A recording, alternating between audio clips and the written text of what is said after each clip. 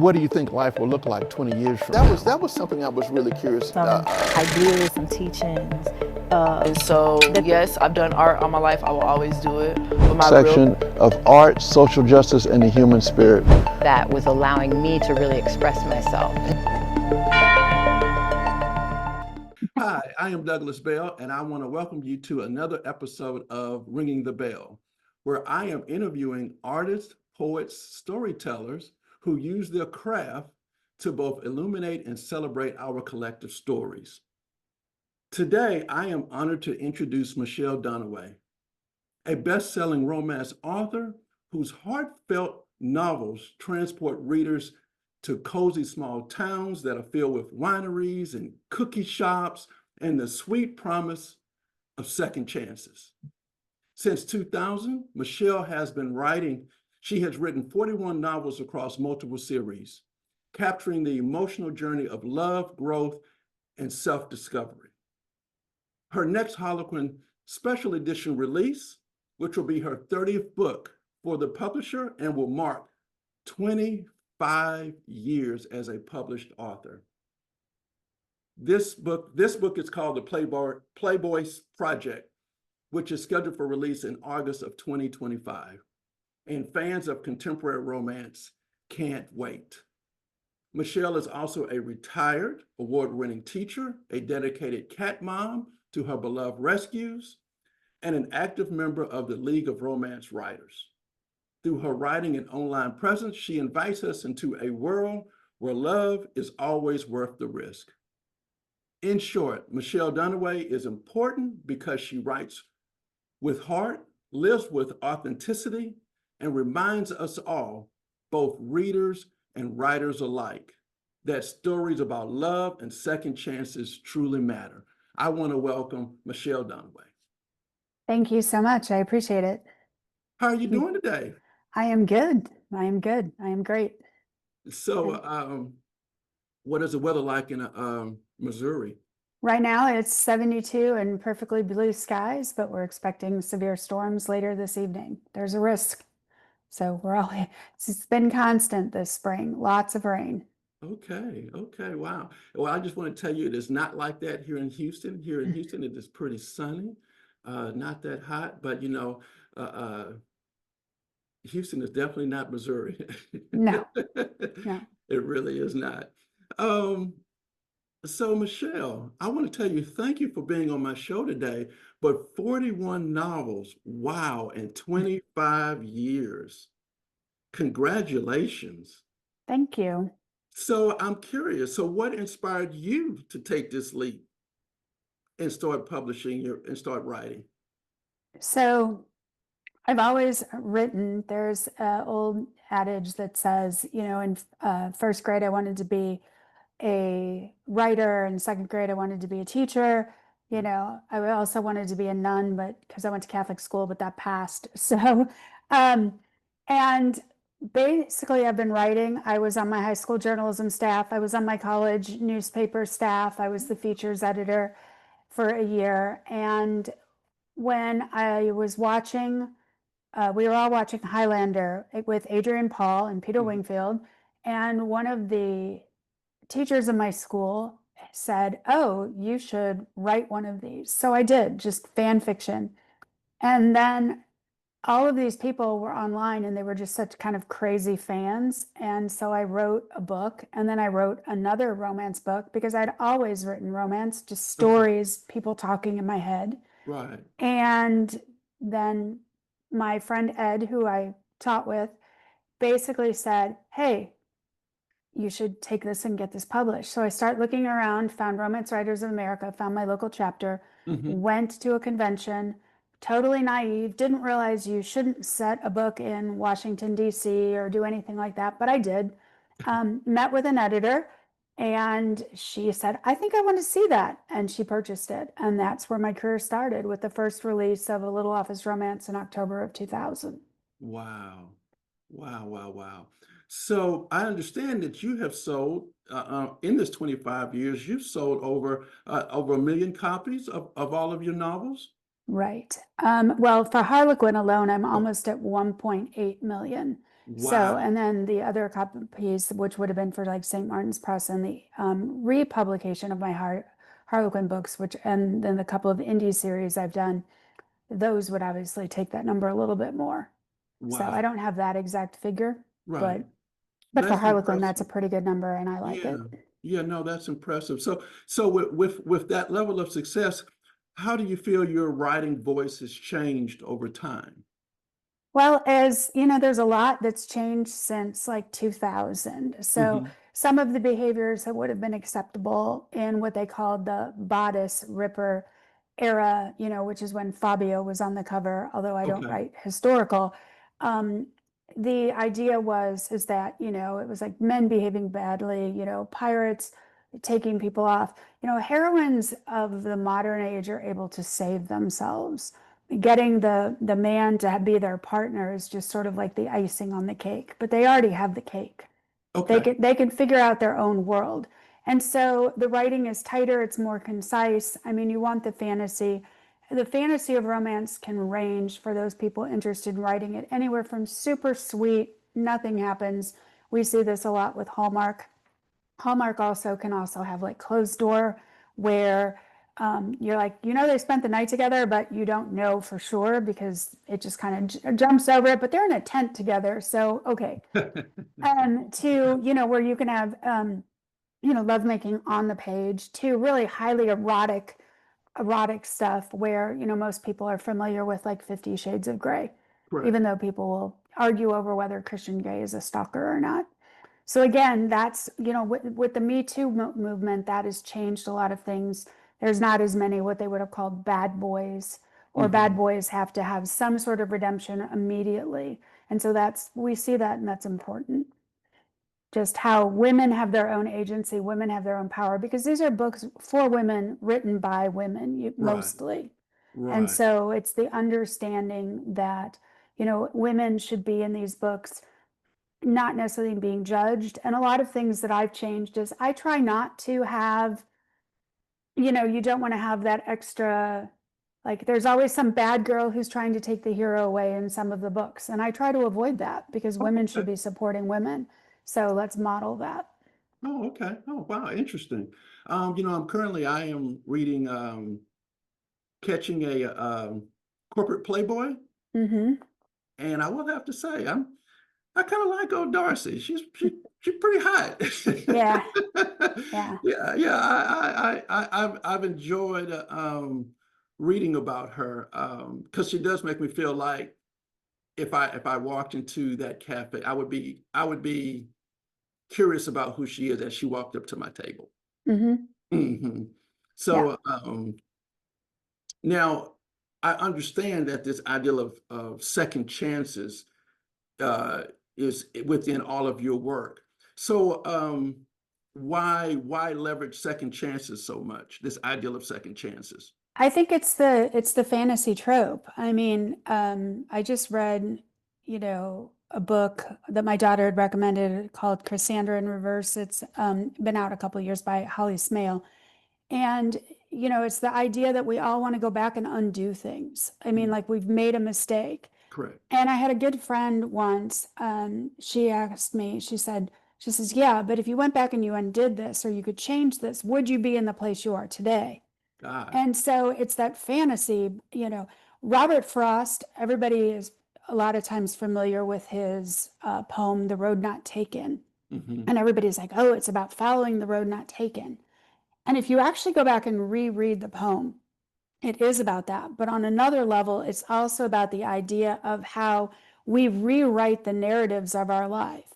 When he says, oh, I shall be telling this with a story somewhere ages and ages hence, I took the road less traveled by, and that has made all the difference.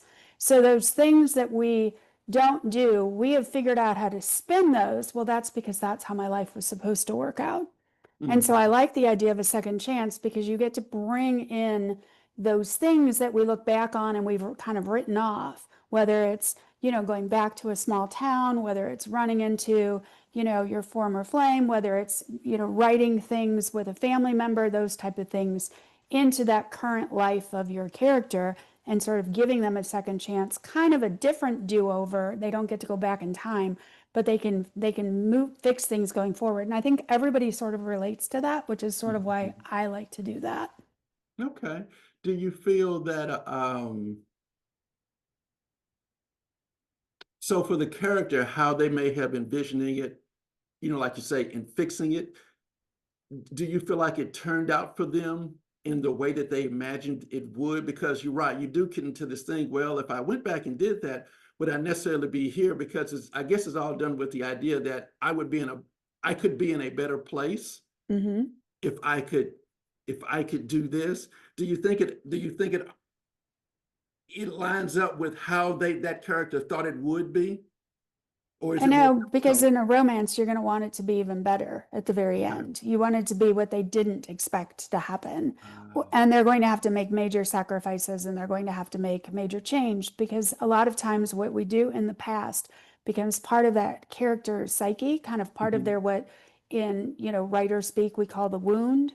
And so, all people have wounds, whether it was your bad childhood, or someone bullied you in school, or, you got fired from a job, or, we all have like a wound where we just weren't enough. You know what I Right. mean? That's just human nature. There's something in pretty much everybody's lives. So we relate to that idea of the wound. And a lot of time, and so we want those characters. That's why we root for them. That's why we want them to, become better and to get rewarded, or, to get what they deserve. And in a romance, it's happily ever after at the end. Mhm. You know what I mean? Or we understand, like if you're looking at something like a tragedy, like Hamlet, for instance, where he dies at the end. Spoiler, everybody knows that. But the thing is, we're okay with it because we know Right. it was a tragedy going into it. Yet, but his wound, he has stopped the bleeding. He has, meted out justice. Mhm. It's all good. Right, right, right. Now, do you believe that, or rather, not do you believe, but rather, what are some ideas about that people misunderstand about romance genre? I Because you're think, really giving me some insight here that I never even considered. well, romance, one of the things that people forget, a lot of times, or they don't think of, is that romance, you already know the end before you sit down. Like every single week, Hallmark has a movie, and you already know how it's going to end before you sit down to watch the movie. So, what keeps your interest for those, 2 hours with Mhm. commercials? And same thing when you buy a book, it's the characters, and it's, romance has to be heavily plotted. People are like, oh, it's just smut. It's like, no, there is, like I said, in a sweet book, I wouldn't call that smut. I mean, love Right. is universal. I mean, love is love. And so, romance novels have evolved into, a variety of different characters. And, there is, I mean, cisgender heterosexual romance, which is what I write because that's who I am. And then I have friends who, write queer romance, Right. and there's something out there for everybody. And Correct. again, some people like it really, really, really hot and spicy, like what we would call the five chilies. Right. And others, don't want any chili peppers at all. And so romance fits that need based on just what you want. I mean, Harlequin has a line called Love Inspired, and it's love inspired, and then there's love inspired suspense. And that is pretty much Christian fiction. And Okay. it's non-denominational Christian fiction, but that's what but that is what the line focuses on, is also the character's relationship with God. That's Okay. not the line that I write for, Right. simply because that's, not something that I want to write. Not that there's anything wrong with that line. Correct, correct, correct. Wow, that's it. Okay, that makes sense. Well, you're right. I never thought about that, but you're right. You will sit down to watch a movie and realize, yeah, this is going to end that way. But because of the suspense and because of you really just like the person. That's why you continue to sit there and watch it. So no, I totally agree.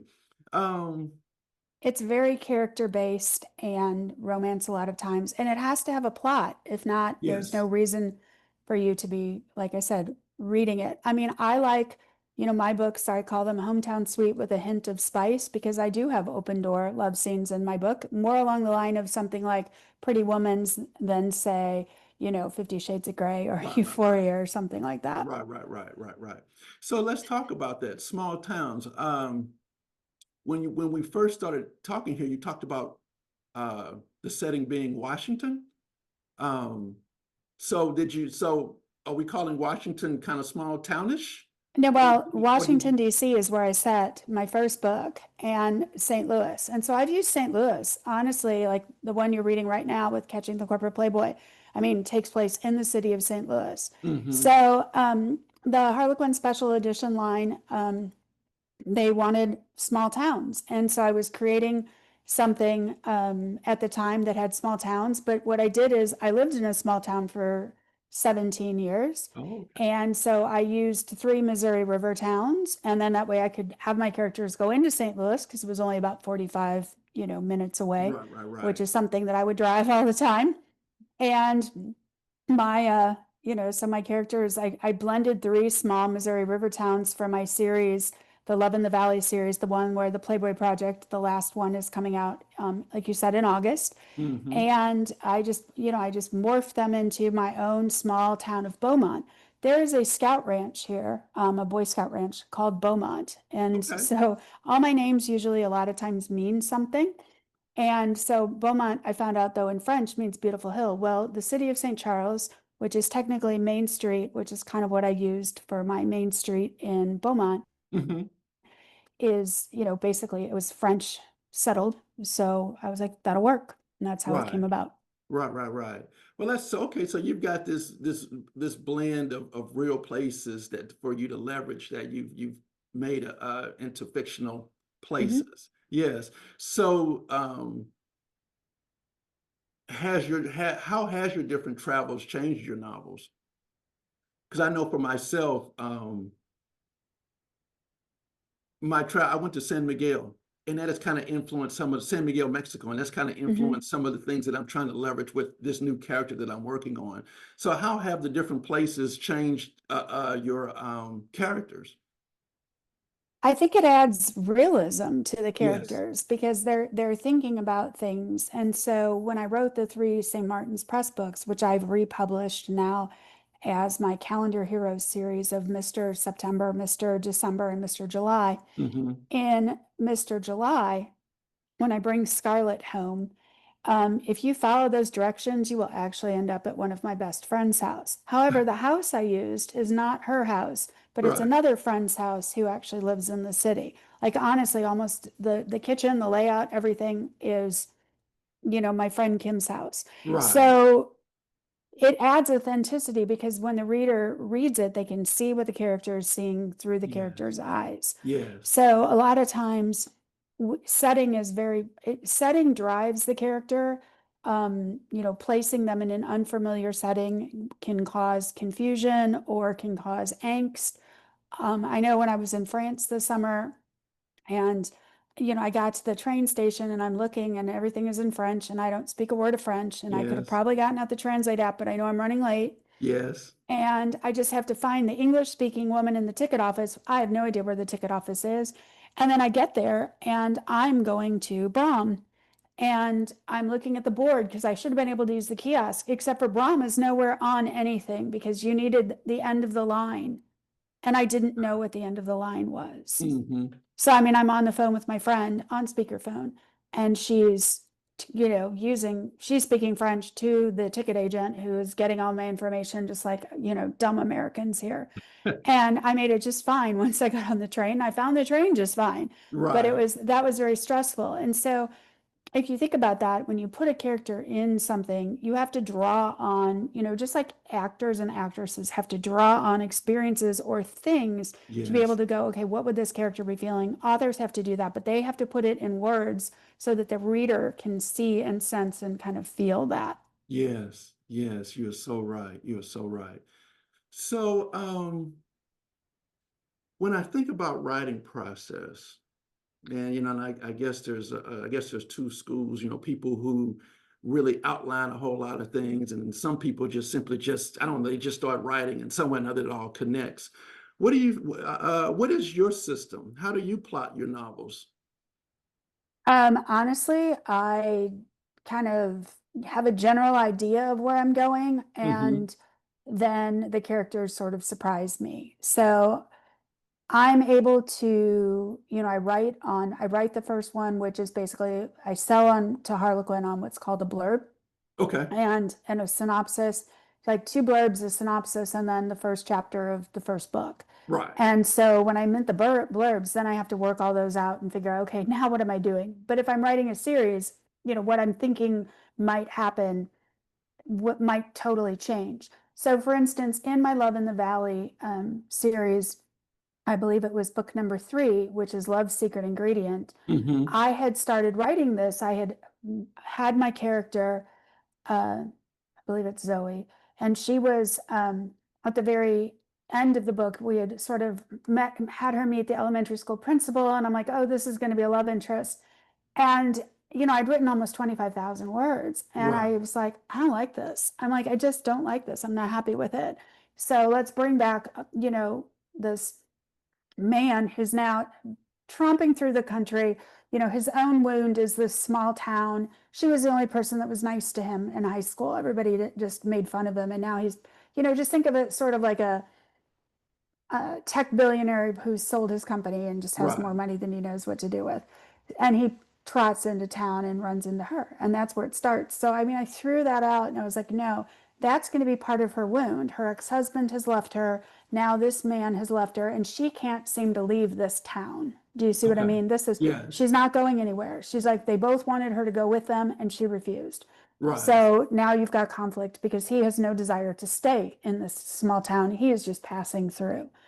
And they go into like a, a little fake dating type relationship type Right. thing to get people off her, so that was Love's Secret Ingredient. So, I didn't know that's where that was going to go until I started writing it and deciding, and it's very rare I throw things out. So to Right. throw out that many words and just start over just because I Yeah. knew the book needed to be a different direction, the Yeah. characters were, were just like, nope, that's not what's happening. Yeah. So when you're looking at a trilogy, so you are in advance as you are, like for instance, finishing up the first book. Are you then outlining the second and third? Because I would assume in the beginning, when the novel first started, things have changed so much. The first outlines of book 2 and 3 no longer work. So are you 100%. That's a okay, lot of stuff is changing and, correct? trying to figure out, okay, where am I going with this? What am I doing with this? How is this going? The general ideas are there Right. and so you layer in the clues for the next book, which are different characters. Mine are not like Lord of the Rings, for instance, which, you read the first one, then flows into the second one, that flows into the Hmm. second one. And it's all the same characters that go across these series, and so and like Jack Reacher, for instance, he goes through it's all, the same character goes through every single book. Mine, it's like this heroine. It's more like Bridgerton. Now we're in a new heroine, and so on, and going through. Okay. So Okay. yeah, but it's all the same family, so you have to keep all of that continuity together and so forth. Exactly. Interesting. Interesting. So you've got this long career, 25 years. How have you kept yourself motivated? And also too, what gets you through your writer blocks? I like to do what I call eat, breathe, and sleep the book. So I know people who are like, oh, I write for a half hour every day, or I must write for an hour every day, or Right. something like that. I mean, I'll go weeks without writing anything, and then Hmm. I'll do nothing but write. I mean, like I'll go to work Yes. when I was teaching, but when I get home, I start working again for another like 5 hours because being in my head and typing is not work. I mean, it is work, but it's not work. Right. It's what I enjoy doing. So, Correct. some people sew, I always told my students, I said, Thoreau, because I taught English, was Hmm. talking about the mass of men leave lives of quiet desperation. And he's like, when he talks about that in Walden, and he's saying, well, we just go out to the country to hunt muskrats. He's like, you're basically, if you're hunting or you're fishing, it's work. I mean, if you're playing golf, it's work. Right. If you're playing pickleball, it's work. Right. I mean, but we don't look at it as work because it's work we like to do, we enjoy Correct. doing. I mean, Correct. if you're so, and so that's what, so like I said, I love it. So for me, that's, it's a hobby, but it's also my job. Right. And, my other hobbies are travel and baking. And so if I ate everything I baked, then I would, have to be on the treadmill for like the next, 100 years. Right. Um, Yeah, yeah, I know the feeling. So I'm gonna kind of pivot here a little bit. I did not realize you like to cook, so you like to bake. I do. So what are some of your? I'm just for a second. I just want to pivot. So what are your favorite things you like to bake? I am known for my chocolate chip cookies and I am Okay. known for my brownies. Wow. And I just went and visited family and we made Buckeyes, which are basically, those peanut butter balls that are covered with chocolate, like semi-sweet chocolate. So Buckeye. it's kind of, yeah, and it's an Ohio thing. They're called Buckeyes, but they're basically like peanut butter. It's a little bit of peanut butter and then they sit in, chocolate. And so Yeah. like you can see, yeah, so Buckeyes. Um, and so I love, I mean, we made those are no bake, but I was helping my cousin's granddaughter Hmm. learn how to cook. So we made brownies and we made chocolate chip cookies and, we made a bunch of different things. And I cook everything from scratch. Like if you came to my Okay. kitchen, I can just pull it out and do it. So cakes, cheesecakes, things like that. Okay. Um, I think here in Texas, now, like I said, I'm in Houston, but I think in rural Texas, a Buckeye is called something else. Yeah, I definitely think that's a that's a Ohio thing. Yeah, I Yeah, think it's definitely an Ohio thing. Yes. interesting. Yeah, so no, I like to cook too. So whenever I meet someone who likes to cook, I just had to ask you that just to hear a little bit more about it. Um, What I call my push present, when I was, and that's for those of you that don't know, a push present is when, you were having a baby and your, baby daddy, well, in this case, my now ex-husband, yeah. he is like, my present for having a baby was a KitchenAid stand mixer. My daughter just turned 30. That mixer is still going. Wow. They Yeah. don't make them like that anymore. I don't know if they do or not. It was very expensive at the time, and it is seriously 30 years old, and it's just I love it. Wow, that's a beautiful story. Yeah, matter of fact, I've got a 34-year-old myself, but I don't think anything I have has lasted that long. So so okay, so I'm gonna pivot back here. Um, what's your favorite part of writing a new book? I will have to say for myself, just to kind of answer that, I do find that first 30,000 words the funnest part. So what about you? The end, honestly. I Ah, mean, when I get into the middle, it's a struggle. Each book always likes to fight you a little bit. correct. I write in I don't want to say a fast draft because that's actually like some technique or whatever, but I will just kind of spew out all the words. I type very, very quickly. Thank you, high school typing teachers. Um, and so I can type really quickly. I get everything out. And then I'll go back either at the halfway point or somewhere and I will print it. And then I honestly write on the hard copy and do hard copy edits, which has just been my process for years. Mhm. And then I will go and I will finish it. And it always ends up where it needs to be word count wise and such. But Mhm. I see it differently when it's actually physically in front of me Yes. instead of on the screen. So I Yes. like the end because the end goes very, very fast for me. I mean, when I finally hit that downhill slope, it's like downhill skiing. You're just Right. flying. And Right. I love it. Right. I like the research. A lot of people don't like the research, but I love researching. I like, putting things that are real into the stories. That's where I get a lot of inspiration. So for instance, in the Playboy Project that's coming out, Hmm. um, I was like, okay, I want to work with, bats and eagles and endangered species, and I want to make her sort of an environmental scientist who works with companies to be eco-friendly because a lot of companies will do that. They want to limit their, impact on the environment. They will do studies, they will do these type of things because Correct. it's not only good business, but a lot of time it's more cost effective. Correct. So, and there's a whole bunch of rules and regs you got to deal with.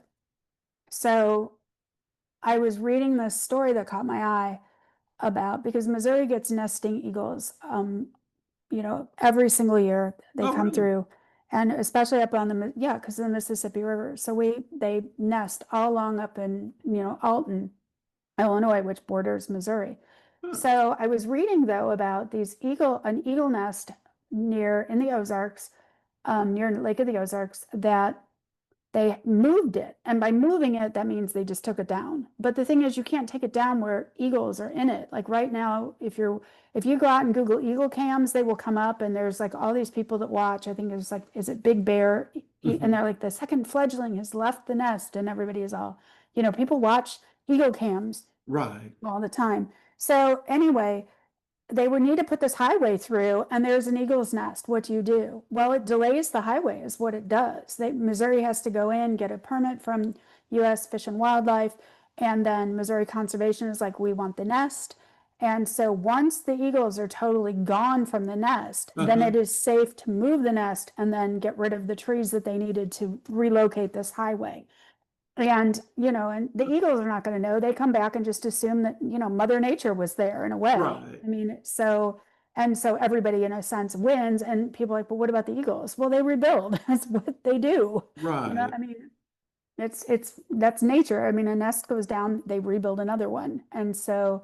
Um, and so that was kind of the backdrop of everything that I use. That was the external conflict problem that my Hmm. hero and heroine need to solve. So Hmm. I'll find all sorts of things like that by reading articles in the news and looking at things and then Right. going, ooh, I think I can spin and twist this and use this. Right. So just kind of fun stuff, like seriously, like even in the book you're reading, and I don't want to spoil it, but like when he's thinking Darcy, and she takes him to the river, and that scene, I mean, that's honestly based on real, things that the police were having to do for a little while in St. Louis. Right. Interesting. I'm listening to you, and you've got me thinking there is something really powerful about printing 90,000 words out and actually holding it. Hmm. And I totally agree with you about when I'm listening to you about how powerful that feels and how it even changes things to actually uh, read off the screen what you've actually written. I think you are so right. Hmm. No, it really is very helpful. I mean, I know it's a lot of paper, Yeah. and such. And so you can mitigate that by recycling the paper and then also buying recycled paper. But at the same time, for me, I mean, I'll see things because, I reverse letters, or, I'm writing, for instance, or the keys are really because I'm going fast. So bike, Hmm. the word, I might want to be saying, pike, Pike, but it ends up instead being Bike. And so spell check's not going to catch that. Right. You know what I mean? And I'm not necessarily going to catch that reading it on the screen either, but I should see it when I'm reading it on paper. Correct. That is so true. That is so true. So on the subject of animals, do your rescue cats get into your stories Oh, all the time. I all mean, the if ever time? you see like a Toby, Okay. Toby is my cat. And so Toby makes an appearance all the time as people and stuff like that. Okay. I am putting a dog in the book I'm writing right now, and I've called it Smidge.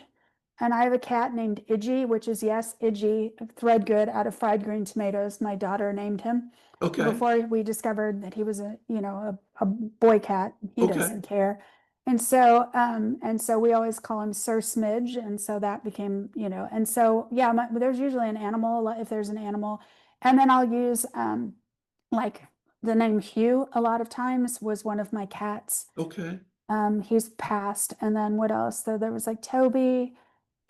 Occasionally you'll see an animal called Princess. I have a cat named Princess. Really And so, we have a bunch of them. So yeah. interesting. So, And what I is, wrote a whole book on rescue and like oh, the did you really? well, yeah, I mean, there's a couple. So, Mr. December, which was the Calendar Heroes, involves basically a St. Louis animal control police officer, again, sort of based on a real story, only, Uh-huh. um, and then with the vet that was also sort of based on something that was happening. So that was animal rescue. And then I worked it into, which one was it? room for two more. When I'm talking about the vet who was rescuing the animals, I actually worked, that was a contest win, an auction item, be a character in my book. And so Dawn Dooley, and then I had her husband. Dawn is huge in the animal rescue in St. Louis. And so she got to be a character and be a Wow. vet who was into animal rescue. Well, good for her. Mhm. So what is one message that you hope readers would take away from your stories? I really want them to know that, you know, like I said, love is love, and, you know, people deserve to have, you know, it all in a sense. I always hate that phrase that people say, well, you're living the life you want to lead. And it's like, no, you're not. You know what I mean? That's just a trite way to dismiss somebody else's tragedy, you Uh, know? And so we want to offer people, like, what I hope they come away with is just for a little bit of time, the time that it takes to read a book, you are mhm, able to put that outside world aside for a while and mhm. just get away. I like to refer to romance novels sometimes as brain candy. Okay. They are delicious, they are lovely, they are phenomenal. You don't need to think about them after you're finished, and you shouldn't feel guilty. And, you know, it was a good exercise and an enjoyable exercise for your brain. I always like to say, speaking of which, I said, I always like to go to bed with like a romance novel or something like that. And Mhm. people are like, well, you're a literature teacher. I'm like, yeah, but I don't want to go to bed with Hamlet, no matter how sexy Benedict Cumberbatch made him look, you Right. know? Right. No, I want something that's going to be uplifting, that gives you hope, that gives you sort of that, you know, vision of, you know, what the world could be in a way. And romance does that, Okay. you know. So is it possible for me to give us the short blurb about the Playboy Project? So the Playboy Project is basically, we have two characters who meet and don't realize who each other are. We're going to do a one night to forever trope. And then, you know, Ione meets Michael, and, you know, her ex has said, you are terrible, and I, you know, don't love you. And so she has taken this job, and it's, you know, a year later. And so now she runs into Michael and she's like, he'll do, you know, because if Right. you're a scientist and your first experiment fails, let's try another hypothesis, right? Okay. So that's where it starts. So I don't have like the blurb in front of me, but the elevator pitch is basically two people who spend one night together, are forced to work together to relocate some eagles, you know, while navigating each other's hearts. Okay. I like that. I like that premise. And Yeah. this will be out in August of this year. Yeah, it should hit stores the last Tuesday of July. Okay. Okay. So tell us your social media and website using handles. So I am at Michelle, which is one L, but if you type it with two, it'll still get there. Michele Dunaway .com. And that is my Facebook is Michelle Dunaway Books, and Instagram and all the rest of them should just be Michelle Dunaway. Okay. If you go and type in like Michelle Dunaway Linktree, there is a Linktree site that will take you to everything. But I'm mainly on Instagram, Mm-hmm. Instagram and Facebook for the Mm-hmm. most part. Okay. I threw up an occasional TikTok video, but so it's either Michelle Dunaway or Michelle Dunaway Books. Okay. Yeah, and I'm not a big TikTok person either. That's And I it's like a rabbit hole, so I don't necessarily use it, you know. yeah. Well, I want to tell you thank you for spending this time with me. I learned quite a bit, and this has really been very interesting. And I'm Douglas Bell, and I want to tell you all thank you for tuning in to Ringing the Bell. I want you to take care of yourselves. Bye-bye. Bye. If this conversation spoke to you, don't keep it to yourself. Drop a comment below and let us know your favorite part of the interview, or share what poetry means to you. Hey, and if it inspired you, hit the like button and share this video with someone who needs to hear it. Let's keep the power of words alive by spreading these stories far and wide. Don't forget to subscribe and turn on the notifications so you'll never miss a beat.